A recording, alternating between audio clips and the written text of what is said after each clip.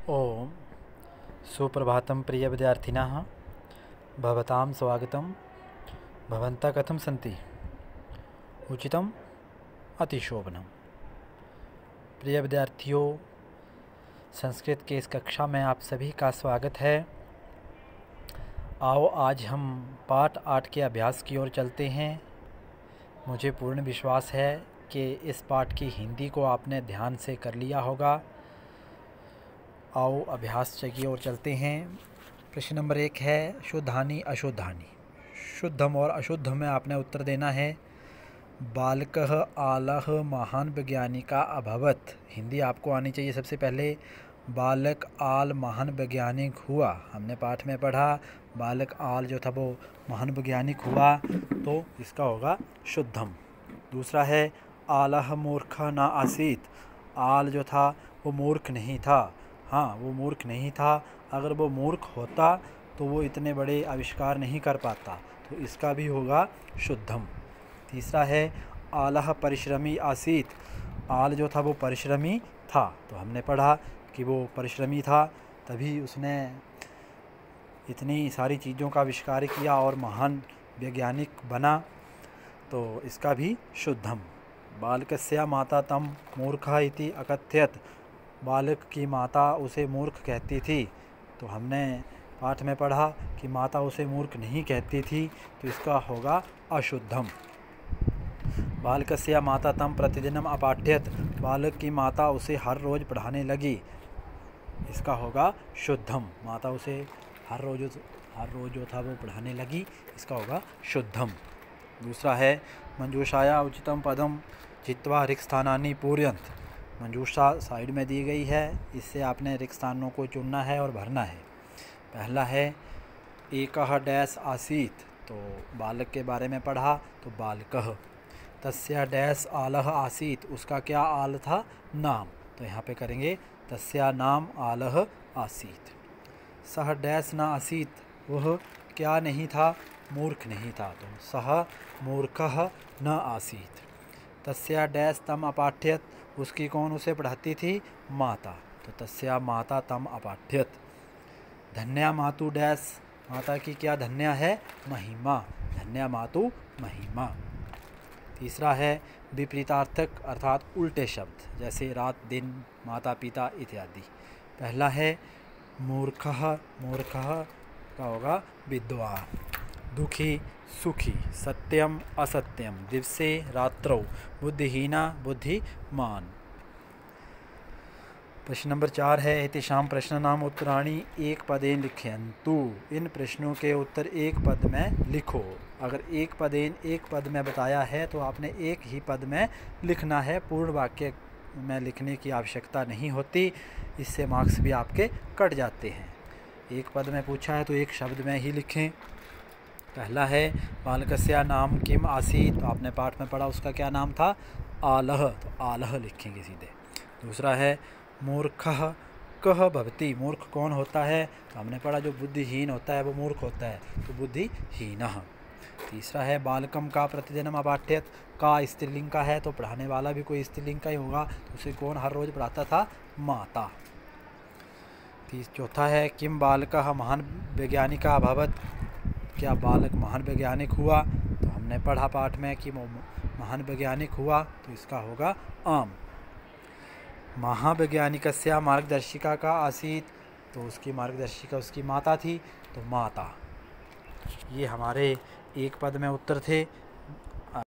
पूर्ण वाक्य, तो पूर्ण वाक्य में आपने उत्तर देने हैं।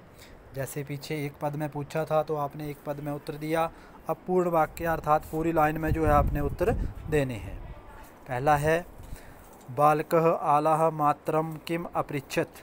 बालक आल ने माता को क्या पूछा? तो उसने माता से क्या पूछा था कि मूर्खः कः भवति, मूर्ख कौन होता है? तो इसका उत्तर है बालकः आलः मातरम अपृच्छत मूर्खः कः भवति।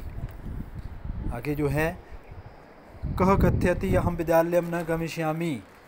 कौन कहता है मैं स्कूल नहीं जाऊंगा?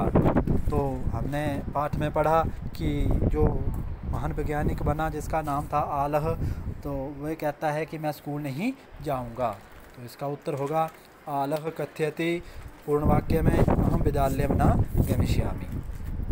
तीसरा है बालकस्य पूर्ण नाम किम आसीत्। बालक का पूरा नाम क्या था? तो उसका पूरा नाम था थॉमस अल्वा एडिसन। तो आप पूरे वाक्य में लिखेंगे बालकस्य पूर्णम नाम थॉमस अल्वा एडिसन आसीत्। आगे है किम बालकस्य माता तम प्रतिदिनम अपाठयत। यहाँ पे सिर्फ आप आम जोड़ेंगे, बाकी वाक्य वैसे ही लिखेंगे आम बालकस्य माता तम प्रतिदिनम अपाठयत। अगला है बालकः केषां वस्तूनाम आविष्कारान् अकरोत्। उस बालक ने किन किन वस्तुओं का आविष्कार किया? तो जैसे हमने पढ़ा बिजली का बल्ब, टेलीफोन, प्रोजेक्टर, ठीक है। तो संस्कृत में लिखना है आपने बालकः विद्युत दीपकः ग्रामोफोन यंत्रम चलचित्र यंत्रम आदि आविष्कारान् अकरोत्, या आदि वस्तूनि आविष्कारान् अकरोत्। ये थे हमारे पूर्ण वाक्य जो आपने समझे। अगला है स्थूल पदम आधृत्य प्रश्न निर्माणम कुर्वन्तु। प्रश्न निर्माण करना है तो सबसे पहले प्रश्न निर्माण में आपको ये जानकारी होनी चाहिए कि वाक्य में जो लिंग वचन विभक्ति का प्रयोग हुआ है वही प्रश्न निर्माण में लिंग वचन विभक्ति का प्रयोग होगा। जो हाईलाइट किए गए हैं यहाँ पे उसका आप प्रश्न बनाएंगे और हिंदी आपको आनी चाहिए। पहला है माता बालकम प्रतिदिनम अपाठ्यत। माता बालक को हर रोज़ पढ़ाने लगी। बालकम का प्रश्न निर्माण होगा बालकम द्वितीय विभक्ति एक वचन है, पुल्लिंग है, तो किम शब्द पुल्लिंग द्वितीय विभक्ति एक वचन लगाएंगे आप कम, ठीक है। दूसरा है बालकः मातरम अपृच्छत। तो मातरम का प्रश्न निर्माण करेंगे बालक ने माता से पूछा। मातरम का प्रश्न निर्माण करेंगे तो मातरम जो है वो स्त्रीलिंग का है, किम शब्द स्त्रीलिंग द्वितीय विभक्ति एक वचन काम। बालकः काम अपृच्छत। बालकः परिश्रमी आसीत। बालक परिश्रमी था, मेहनती था। तो बालकः प्रथम व्यक्ति एक वचन है बालक शब्द, तो किम शब्द प्रथम व्यक्ति एक वचन लगाएंगे कह परिश्रमी आसीत। अगला है माता अस्माकं मार्गदर्शिका भवति। माता हमारी मार्गदर्शिका होती है। तो अस्माकम जो है वो अस्मद शब्द से लिया गया है। अस्मद शब्द षष्ठी विभक्ति बहुवचन, तो किम शब्द षष्ठी विभक्ति बहुवचन लगाएंगे आप, तो माता केषां मार्गदर्शिका भवति। माता स्वर्गात उच्चतरा भवति। तो स्वर्गात पंचमी विभक्ति एक वचन है, बालकात रामात, तो आप जो है इसका प्रश्न निर्माण होगा कस्मात। माता कस्मात उच्चतरा भवति। प्रश्न नंबर 7 है घटनाक्रमानुसार कथाक्रमानुसार। आपने पाठ को ध्यान से सुना, ध्यान से पढ़ा, हिंदी को याद भी किया, कॉपी पे भी लिखा। तो अब आपको यहाँ पे जो वाक्य हैं ऊपर नीचे दिए गए हैं इन्हें आपने आगे रिक्त स्थान दिए गए हैं उसमें क्रमानुसार लिखना है। तो आगे जो रिक्त स्थान दिए हैं उसमें देखें। पहला है बालक आला विद्यालय पठत। बालक आल विद्यालय में पढ़ता था, ठीक है। दूसरा है विद्यालय सर्वे तम मूर्खा इति कथयन्ति स्म। विद्यालय में सभी उसे मूर्ख इस प्रकार कहते थे, दूसरी लाइन है। तीसरी है सह दुखी भूत्वा विद्यालयम गंतुम न इच्छति स्म। वह दुखी होकर विद्यालय नहीं जाना चाहता था, ये तीसरी लाइन है। चौथी है माता तम बालकम प्रतिदिनम अपाठयत। माता उस बालक को हर रोज़ पढ़ाने लगी, ये चौथी लाइन है। स महान वैज्ञानिका अभवत। वह महान वैज्ञानिक हुआ, ये पांचवी लाइन है। पीछे दी गई हैं आपको वाक्य दिए गए हैं, आपने क्रम अनुसार आगे लिखना है। तो ये था हमारा अभ्यास। आगे मूल्यात्मक प्रश्न है युष्माभि पाठे पठितम। तुमने पाठ में पढ़ा यत बालक आलह मातु आज्ञा पालेन तस्याः मार्गदर्शनेन स्वपरिश्रमेण च विश्व प्रसिद्ध अभवत। कि या तो तय कि बालक आल मातु माता की आज्ञा पालनेन आज्ञा पालन से तस्या उसकी मार्गदर्शनेन मार्गदर्शन से स्वपरिश्रमेण और अपने मेहनत से विश्व प्रसिद्ध अभवत हुआ। अधुना विचारयन्तु, अब सोचो, यत भवान भवति कि आप माता पिता च सह कीदृशं व्यवहारं करोति। माता पिता के साथ कैसा व्यवहार करते हैं। मातु पितु च आज्ञा किम किम करोति।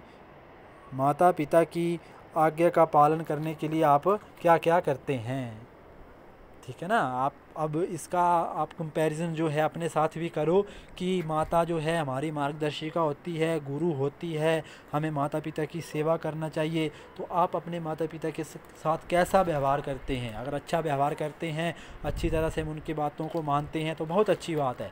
जो लोग अपने माता पिता के साथ अच्छा व्यवहार नहीं करते हैं तो उन्हें इस पाठ से यही शिक्षा मिलती है कि इस संसार में माता ही हमारी सबसे बड़ा गुरु है। इसलिए हमें माता का आदर सत्कार और पिता की आज्ञा का पालन जो है वो करना चाहिए और माता की पिता की जो है हमेशा सेवा करनी चाहिए। गतिविधि है, बोलता भारत देशे अपि अनेके वैज्ञानिका अभवन। भारत देश में अनेक वैज्ञानिक हुए। अभवन लंगलकार प्रथम पुरुष बहुवचन है, भू धातु हुए, हमें नहीं पता लेकिन सुना है हुए। कस्यचित् एकस्या वैज्ञानिकस्या चित्रम रचयन्तु। किसी एक वैज्ञानिक का चित्र रचयन्तु बनाओ। यहाँ पे जो खाली जगह दी है ना, किसी भी एक वैज्ञानिक का चित्र बनाओ। नामना स तस्या, नाम के साथ उसका, आविष्कारान अपि उल्लेखम कुर्वन्तु। जो उसने जिन चीज़ों का उसने आविष्कार किया उसका भी उल्लेख करो। तो सिंपल सी बात है, साधारण सी बात है। ये जो नीचे खाली जगह दी है यहाँ पे आपने किसी भी वैज्ञानिक का चित्र बनाना है और जिस चीज़ का उसने आविष्कार किया है वो चीज़ यहाँ पे लिखनी है और उसका नाम भी लिखना, संस्कृत में भी और हिंदी में भी। जैसे यहाँ पे आप थॉमस अल्वा एडिसन का चित्र बना सकते हैं और उसने जो आविष्कार किया 2-3 चीज़ें बताई हैं तो किसी भी एक चीज़ को यहाँ लिख सकते हैं और उसको संस्कृत में भी और हिंदी में भी लिखें। जैसे विद्युत दीपिका है तो विद्युत दीपिका बल्ब यहाँ पे बनाएंगे और नीचे लिखेंगे विद्युत दीपिका और हिंदी में लिखेंगे बिजली का बल्ब।